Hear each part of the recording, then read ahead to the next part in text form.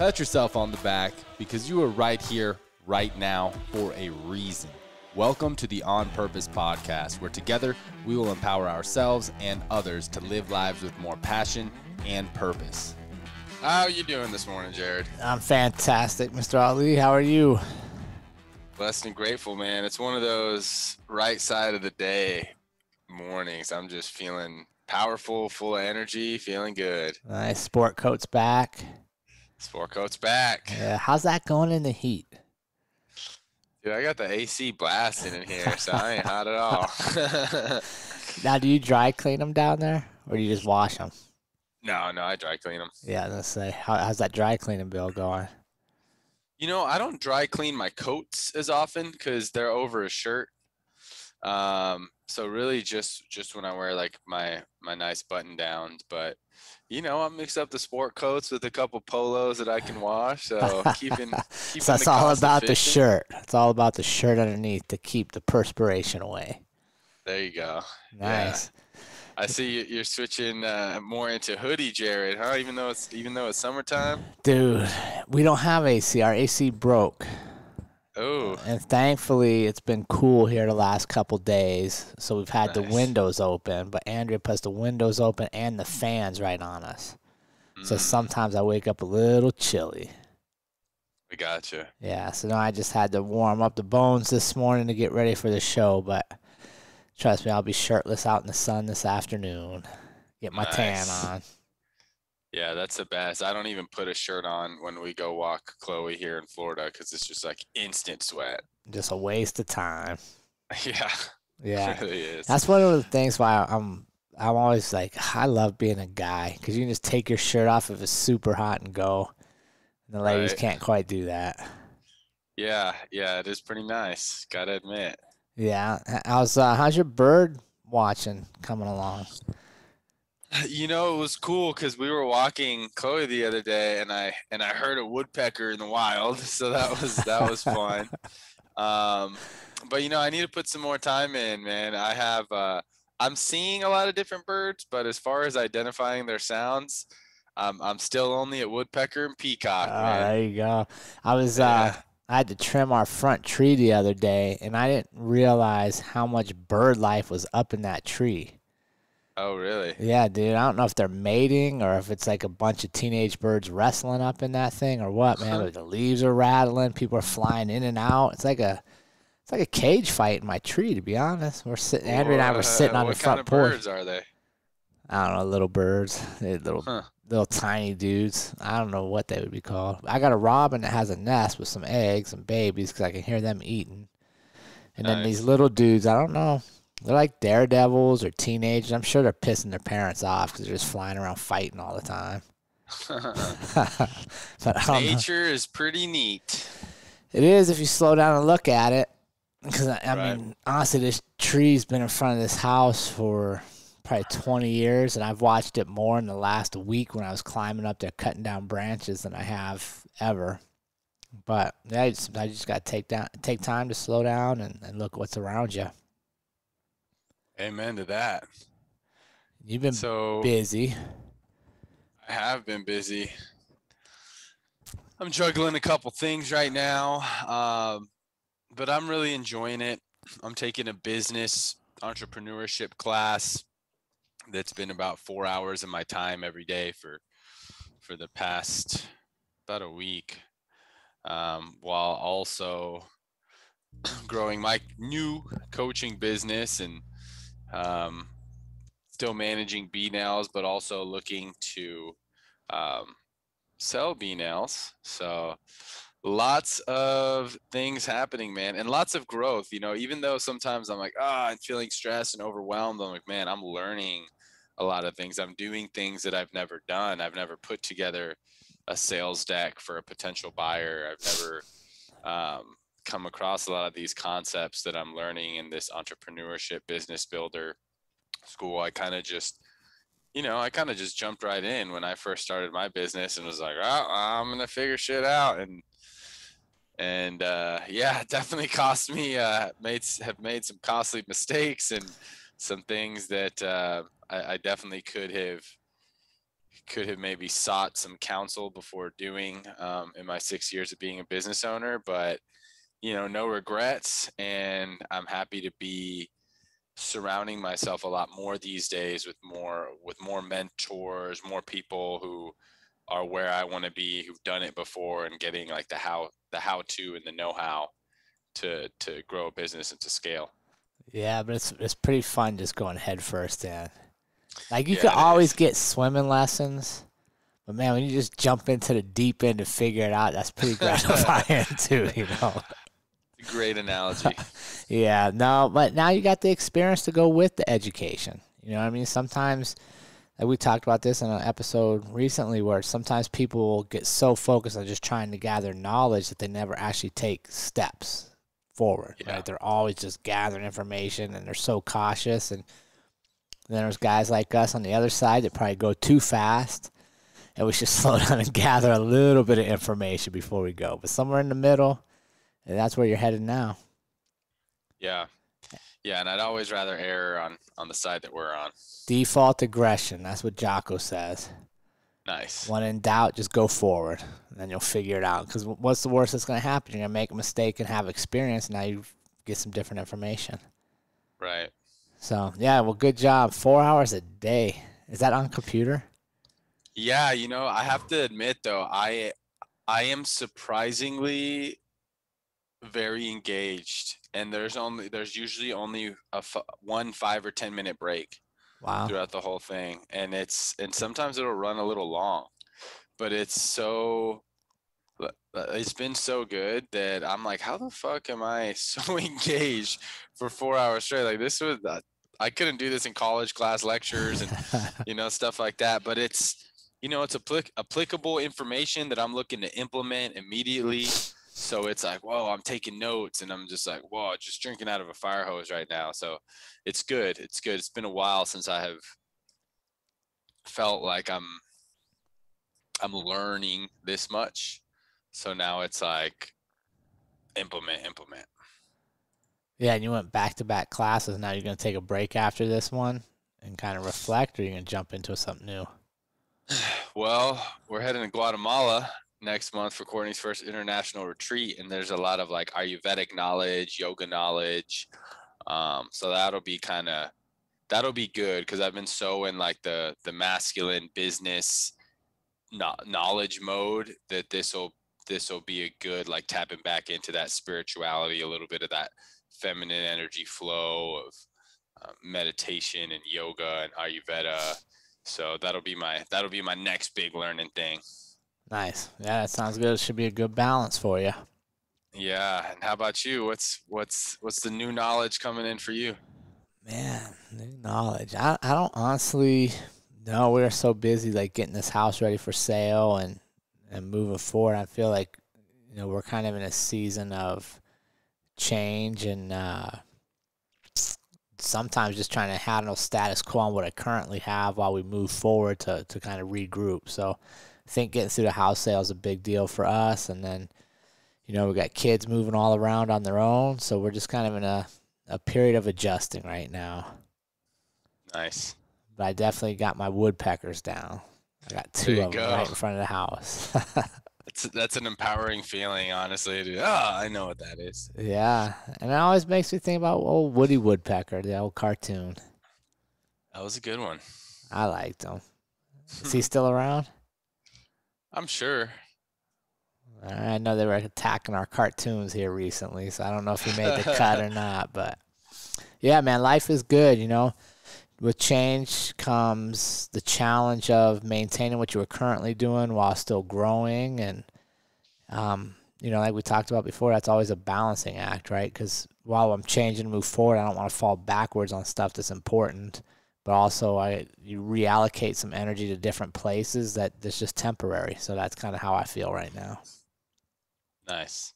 I like it. And I look forward to what's next, man.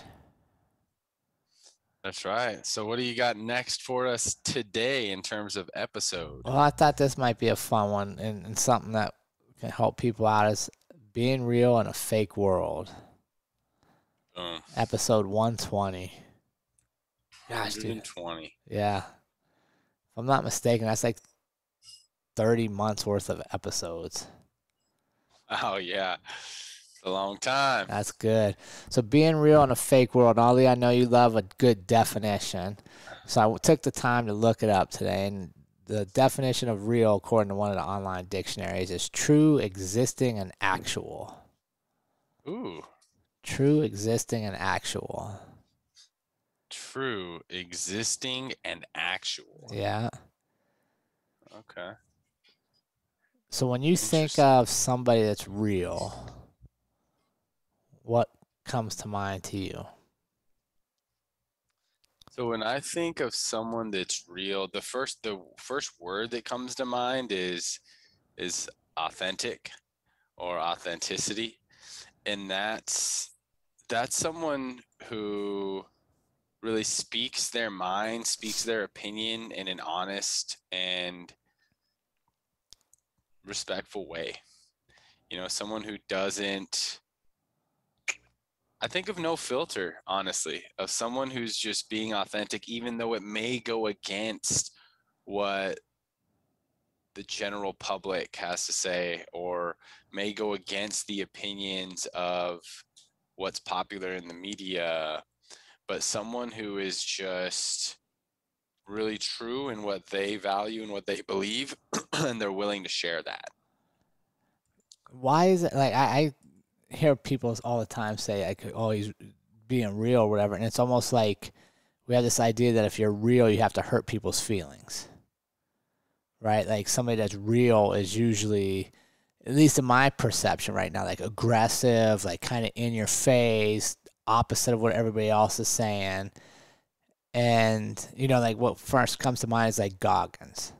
Like Goggins is extremely real, but he's not going to be for everybody, right? And like some people will watch and be like, oh, I can't listen to this guy, listen to what he's saying.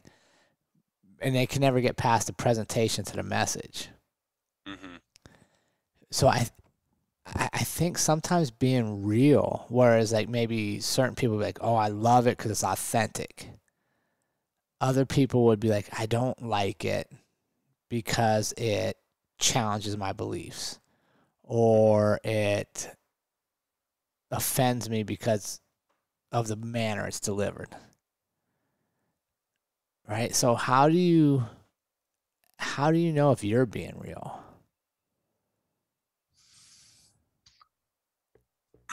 I think an easy way to know if you're being real is kind of this internal checking in of knowing that you're coming from an authentic place. You're speaking with an open heart and open mind without holding yourself back from fear of judgment or fear of saying the wrong thing. You're typically going to be more real and authentic when you can be vulnerable and open to criticism, and not messing with what you're going to say, and not trying to be diplomatic or frame it in a certain way for your audience. You're just being true, and I think that sometimes in order to do that, a lot of us, myself included, feel that we have to speak it almost in an aggressive way, right? Of like, well, this is what I believe. But there are a lot of people out there who can be very true and authentic and genuine and real without having to speak in an authentic way. Like my man Sadhguru, he's a yogi, mystic type of dude. And there are sometimes he's a little spicy, but most of the time he speaks in a very calm tone, and some stuff that he says will just land with you, and you're like, whoa, that's real right there. Um, so that's what I think. What are your thoughts on that? Well, it's interesting. A couple things you said, I think, really permeate in today's culture, and that's that a lot of times people that think they're real confuse being real with being loud, because there's so much communication going that sometimes, unless you're loud, you don't get heard. Right? It's like the kid in class, when the class is making noise, the teacher has to scream at the top of their lungs to get attention. Why? Because she's the loudest or he's the loudest. So I think sometimes we confuse being loud with being real. Just because you get on whatever platforms you use or whatever conversations you're in, you're the loudest person, doesn't necessarily mean you're the realest person. And I think the other thing you said that was really important for our community to hear is when you are communicating, looking for a certain reaction in the people that listen to you, that's dangerous because a lot of times you're not going to be communicating truthfully or honestly, because what I'm telling you is designed to get you to react a certain way. When, for me, I know I'm speaking truthfully and from my realist position, when I don't really care how you react, but I know this is what I believe, or this is why I believe what I believe, or why we're doing what we're doing. Right. And if I'm true to myself and I'm in the right audience, you're going to get a reaction that you want. Maybe the reaction is they think. Maybe the reaction is they disagree with you. But I think that was a key point you said. Too many times people communicate trying to get a different reaction from the person they're talking to or talking with, which then is easy to not be honest with yourself. And you leave those conversations not feeling your best, right? Like to me, what I always go back to is this kind of like a used car salesman, right? They know a lot of times the stuff they're telling you to get you to buy this car isn't real. It's not truthful, but the conversation is designed to get you to buy. And then other times you'll go to a car lot and you'll get a different car salesman that's very honest and open about things, and it just feels completely different. But I mean, both can get the same result, right? Both can sell you something. So I think sometimes we focus too much on trying to influence somebody else when we speak, that maybe we cloud what's real for us, what's our truth. And that's, look at social media. That's a fantastic example, right? We'll, put pictures up there that, like one that always comes to me is like, Instagram. I was doing this little class on that not too long ago, and they were talking about like shirtless guys and bathing suit girls, no matter what the content is, will always have like a double X initial view versus anything else because of the format. So then you see like people that are really smart and really articulate, but all they ever post is swimsuit pictures because they're just they're worried about getting people to pay attention, not necessarily their message, So that's kind of what I think, man, is like when we communicate and we're so worried about what everybody else is thinking or taking from it that we don't speak our true position, you're not being real with yourself. Yeah. And I want to just comment on that real quick. Like why are we attracted to looking at the shirtless post or the bikini post? Because our biochemistry is real, true, and actual, right? As human beings, we are sexual beings, to where that's something that's rooted in us that we can't just deny, like maybe a certain thought or something, right? Like as a heterosexual man, I can't tell you why I'm attracted to a woman or like an ass or breasts, right? Like at the end of the day, breasts are just a sack of fat with a nipple on it. Anywhere else on the body, sacks of fat are like, fat is disgusting, right? But that's real, true, and actual, that we are human beings and we're meant to reproduce, right? So that's a real, true, and actual thing, that our biochemistry, we're attracted to that. That's not something that we can change. So how do we find what's real, true, and actual about ourselves outside of just the like easy stuff, like we have organs, we're reproductive human beings? Like, how do we find what's real within our character, within who we truly are? I think that's a good question, right? I think one is learning and being open-minded and not being fixed, right? There's, very common theme out there, growth mindset versus fixed mindset,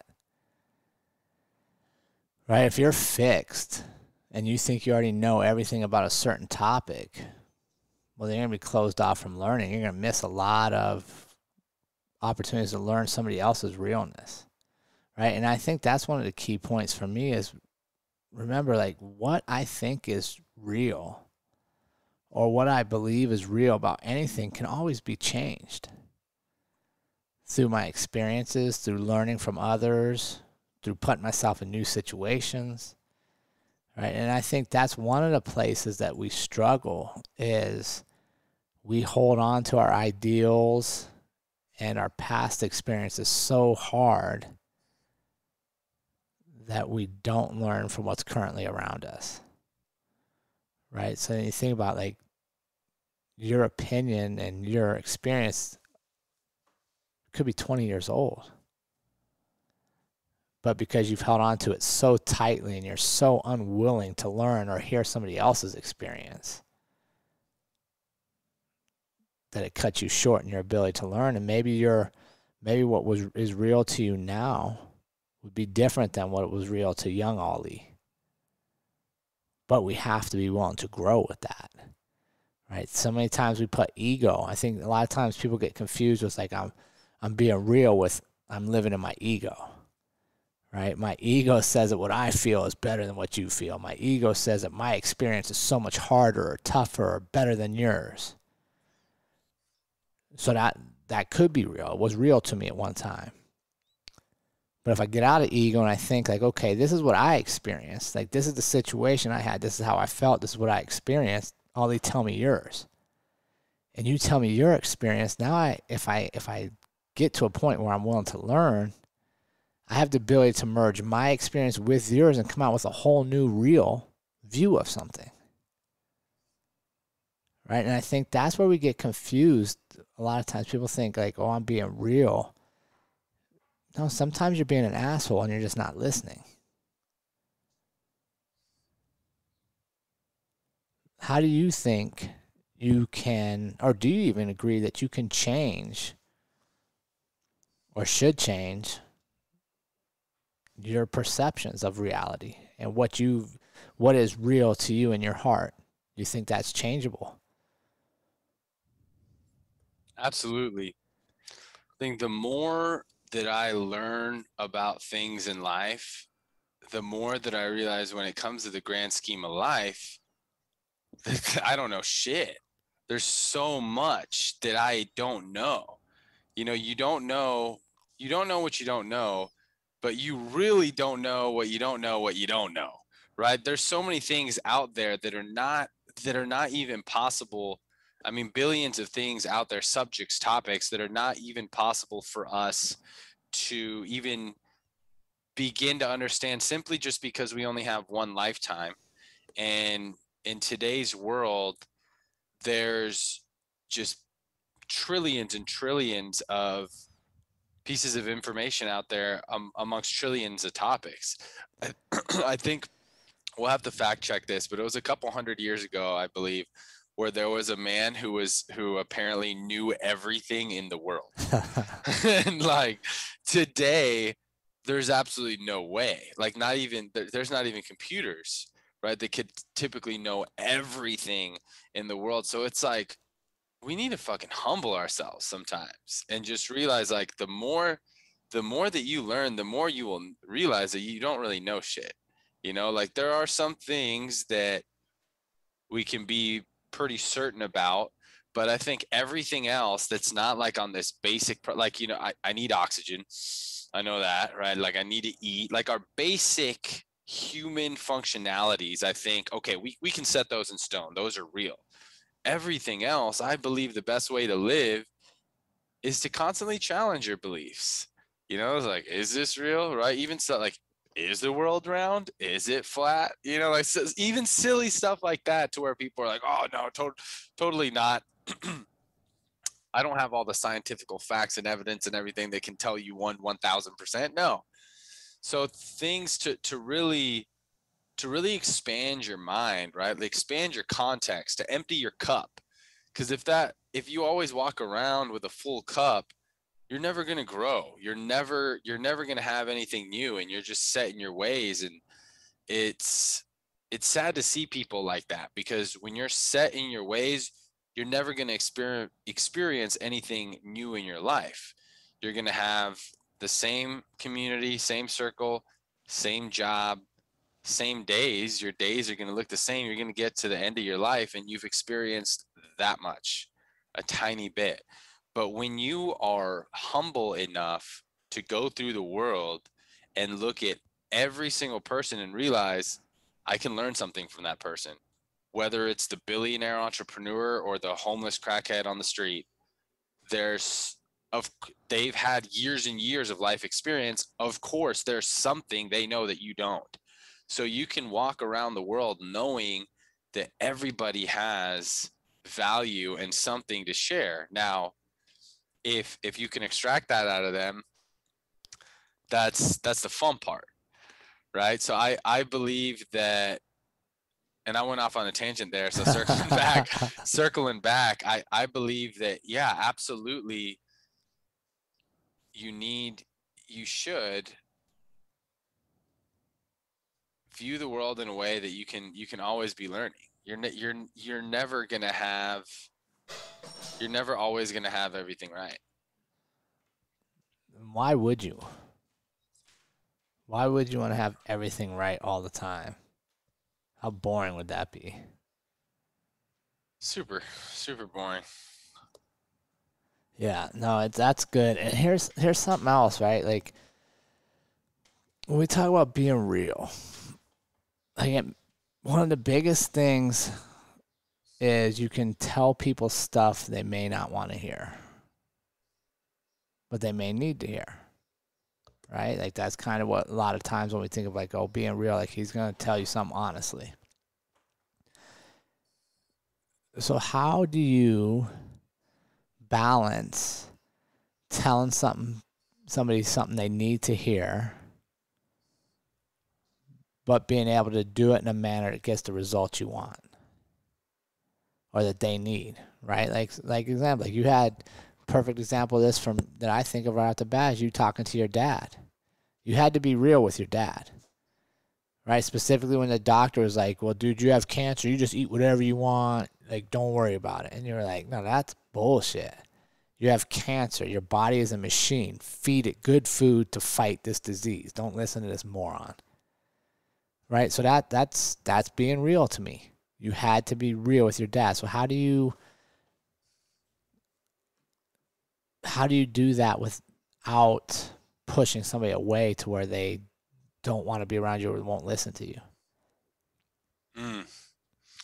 That's an excellent question. And I think that it depends. It depends on what the message is and who the person is.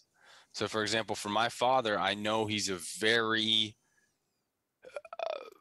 macho, masculine, his way or the highway. He's always right, super type A type of personality. Being his son, I know that I'm going to have to meet him there and kind of meet him with that fire, because from experience being a son for 30 years, I know that trying to use logic, trying to use softer tone, more emotional, isn't gonna work with him. So I had to frame it in a way that he's gonna understand. I had to frame it as, this is a fucking fight of your life. Okay, like you can there's no more inshallah, which in Arabic means God willing. So anytime someone says something like, oh yeah, you're gonna get that, people, Muslims say inshallah, like God willing.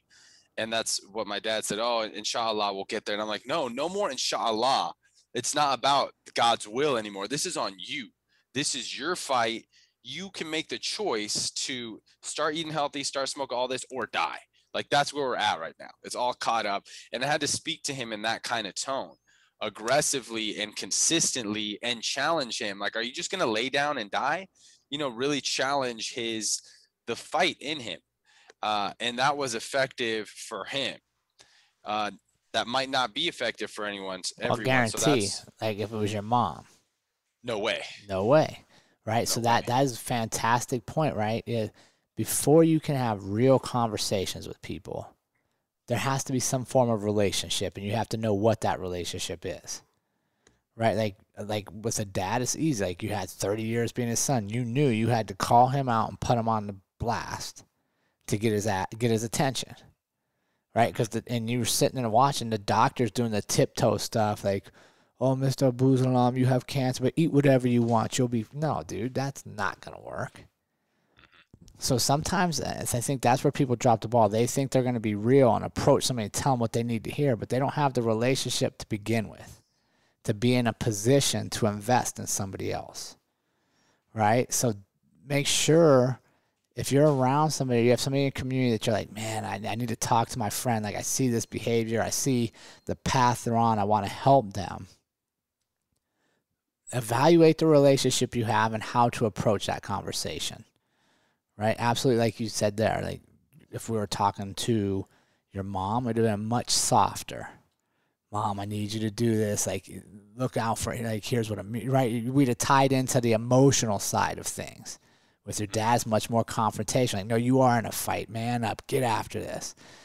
But it's because you're paying attention, right? And one of the biggest things there is, one, the relationship, and two, you are listening to what's going on around you, right? Too many times when we think we're going to have a real conversation with somebody, that we go into that meeting, I'm just going to dump all this on you. Well, that's not a conversation. That's just me throwing a bunch of shit at you. If I want to have a real conversation, I might tell you something and then listen to your response. Right? Ali, man, we got to sit down and talk. Like, I noticed you haven't done this, this, and this. What's going on here? Right? It's still a conversation. Being real doesn't mean I just bark at you. You're not a drill instructor in anybody's life. You still got to be able to listen. Right. So Jerrod, how do you, because you have a very unique experience in being a coach for many years, coach to fighters, a coach to law enforcement, adults, young people, older people. So you've had a lot of experience to where you've established this relationship of coach and student or coach and mentee with a whole variety of different people, yet a lot of the times it'll be new, it'll be fresh, so you don't really know them. So how do you be real and authentic when in an effective way when you don't really know the person very well? That's an interesting question, right? And I think a lot of it honestly goes back to police work. Like, think about police work. 99% of police work is communication. Going into somebody's house that you have no idea who they are, that they call 911 and you randomly get the call.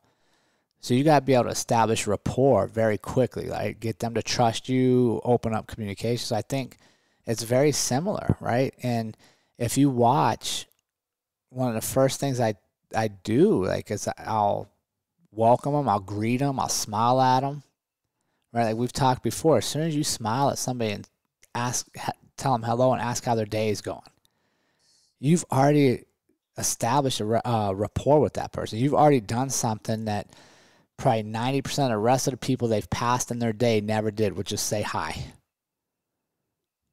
Right? So now you're opening a door to have conversations, and then you ask about them.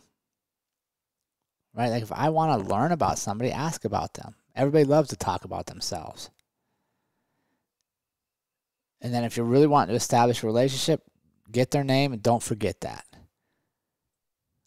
Right? Like, we can go into classroom hacks and stuff. I have little different tricks I'll use to make sure I don't forget any of my students' names.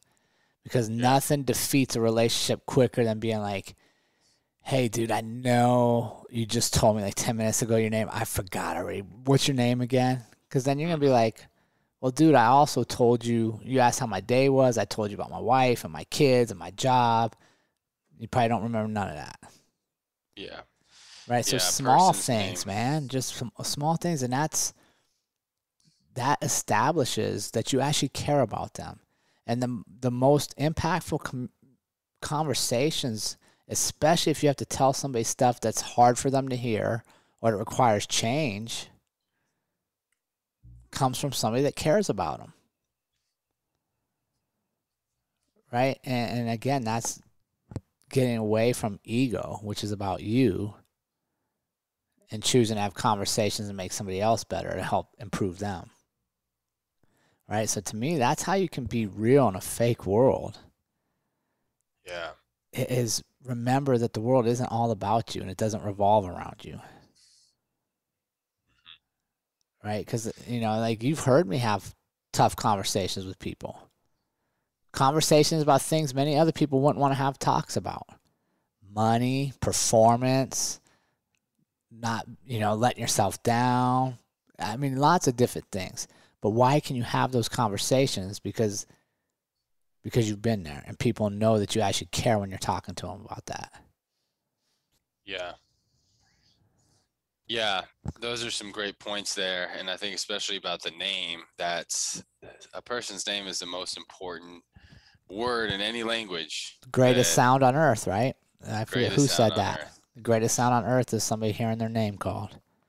So Jerrod, we talked about being real and authentic in conversations. What about when it's on you? What about in situations where maybe it's a social setting and people ask you questions, or maybe it's your time to give a speech to strangers, and I know sometimes I feel like, ooh, I gotta, maybe I should tone it back a little bit, not to offend people, or sometimes I feel these societal pressures of maybe not being 100% all the way real and authentic, and dialing some things back, and catering to my audience, whether that's in a networking situation, speaking situation, or maybe I'm posting a video on social media or something like that. How do you, and do you think you should or should not try and show up 100% real, 100% authentic in situations like this, to where it's more of you speaking? Well, I think it depends on what you're after, you know, and I think we have common people we follow and stuff, and sometimes we'll disagree on certain people and their importance. And quite honestly, for me, that's a huge thing. If I feel like somebody is up there telling me what they think I want to hear, I'm not super interested. But if I watch them and they're real and maybe they say stuff that I don't agree with, or maybe like that I do agree with, but maybe not to that extreme, I follow them more greatly. So I think it depends. You know what I mean? Like there's a risk, right? Like one of the first things I think of is Eric Thomas. You know, he's a real good speaker and he always wears hoodies. He grew up in Detroit. It's the way he dresses. He wears Jordans and jeans and hoodies. And, you know, he was blowing up and he got a Fortune 500 company that wanted to hire him. It would have been his biggest payday ever. And they're like, but we need you in a suit and tie.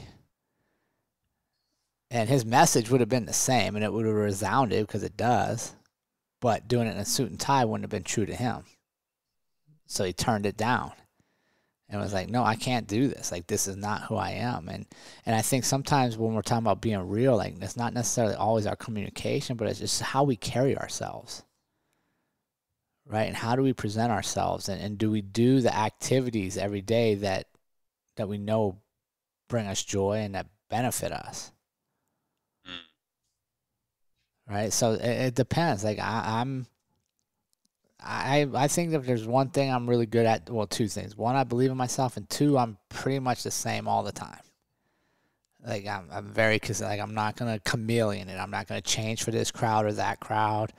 Like I'm gonna show up, and not everybody likes it, and I'm not for everybody. But I think that's one of the things you gotta get to. If you're gonna be your realest self in life, you gotta be okay not being for everybody. I think that's one of the downfalls right now. Everybody wants to be liked by everybody or be part of everything. It's not. If you're going to be true to yourself, that's impossible. Because somebody out there is not going to care for you. 100%. And what do you think about that? How do you accept that you don't have to be liked by everybody, Ali? That can be hard. And it never, it's never something you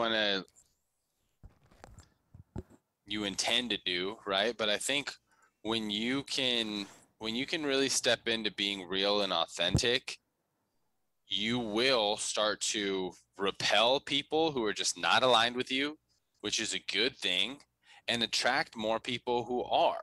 And that's when you can really tell that, all right, I'm stepping into my true authentic self, because there's people that not only don't want to engage with me, but actually don't like me, that are bothered by me. You know, your haters. Every massively successful person will tell you they got a lot of haters.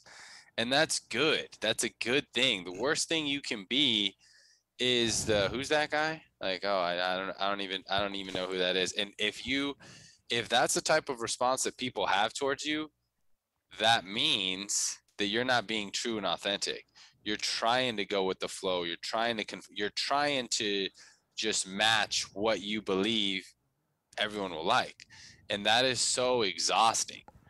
I think I'm very grateful to say that I have experience of people, you know, surprisingly kind of hating on me, telling me, uh, you know, who do you think you are? Or like, just like hate stuff, for no reason. And that's good. That's kind of a signifier that I'm stepping more into that true and authentic self. And I think that it's a constant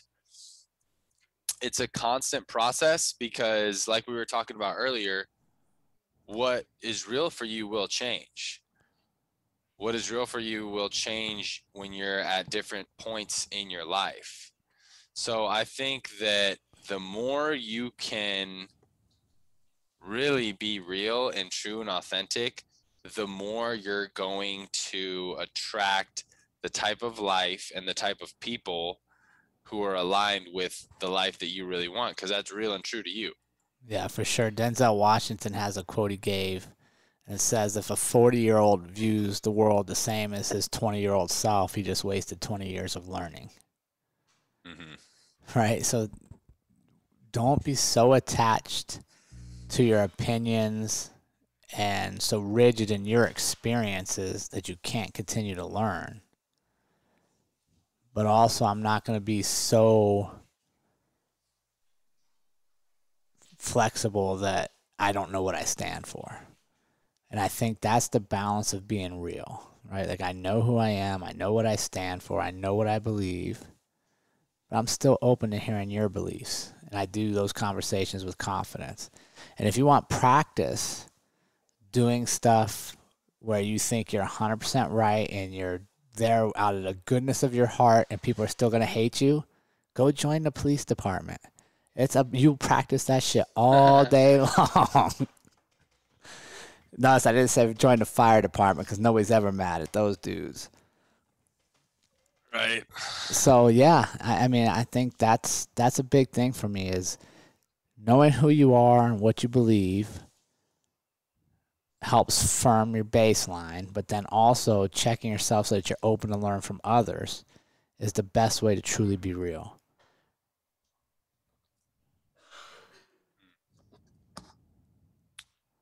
Love it. You got anything else for him today, Ali, as we wrap up?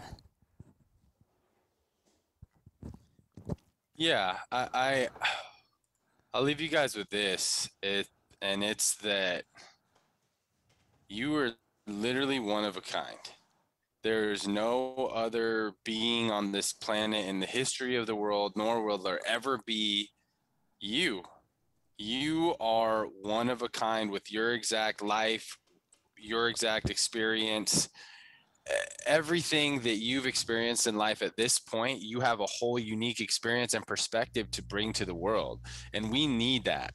The world has enough groups, enough conformity. We need you to be uniquely you. We need your realness, and we need your authenticity. So I ask you to show up and be authentic and real. And yeah, there might be some haters along the way. There might be some people that put you down, some crabs that try to pull you down back into the bucket. But that's part of that.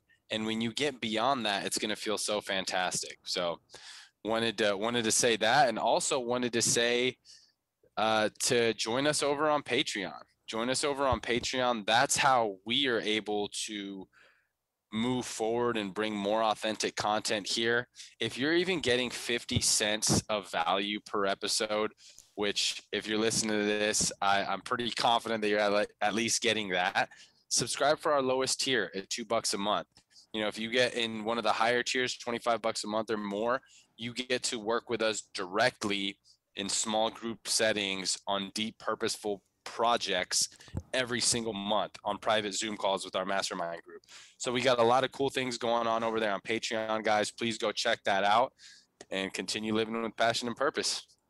Yes, and if you're watching the videos on YouTube, please subscribe and like the videos. Help us rise to the top there as well, because living a purposeful life has no limits. So why not take them all over? And remember, team, life is far too short to live any other way than on purpose. We will see you all again next week.